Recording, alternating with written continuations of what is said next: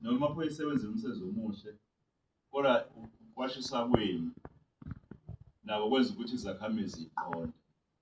Manje-ke ngithi angiqale ngokunibonga.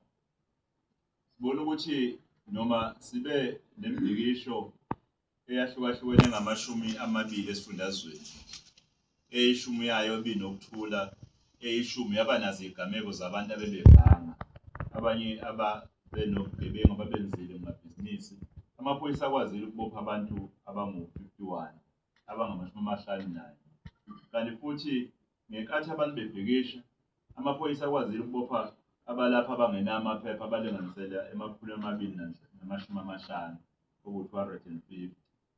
Lokho kusho ukuthi umsebenzi uyaqhubeka ngoba abantu bememeza nabo ukukhathazeka kwabo. Sizoqhubeka nanjengohulumeni uqinisa-ke ukuba sibheke ukuthi emabhizinisini lapha nakubantu abahlala lapha ngampela ngaba abantu abafanele ukuthi bahlale ngokusemthethweni banawo iy'mvume. Uzoqhubeka lo msebenzi ngoba sizoba nanengxoxo esoba nayo emavikini ezayo ukuba-ke sizobhunga manje ngodaba lomnotho lo wamabhizinisi amancane akhona la emakhaya, ukuthi senze njani njengohulumeni sibambisane nabayimele ukuze sikhululekelelwane nabantu bala esifundazweni abayingxenye, ngoba abanye bebeqashisile ngawo la mabhizinisi, beqashisa abantu abangenamaphepha asesele dengwane lawo mabhizinisi.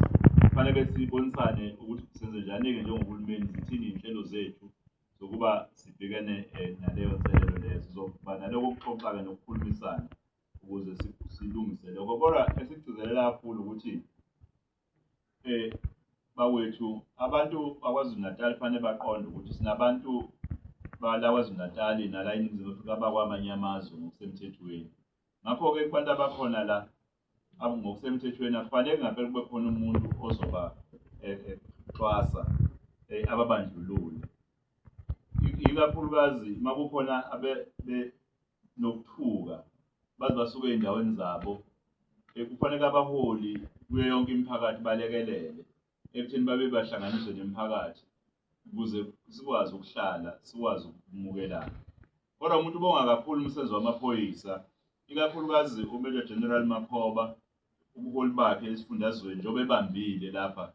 Esibona ukuthi uNdonga waqeqesha kahle ngoba uma sibuka ukusebenza kwamaphoyisa KwaZulu Natal, njengoba kukhona noMajor General Madondo, engibona ukuthi benza umsebenzi omkhulu ukuthi basilekelele. Kufakazela kona ukuthi umuntu wesifazane ubaluleke kangakanani uma enikwa ithuba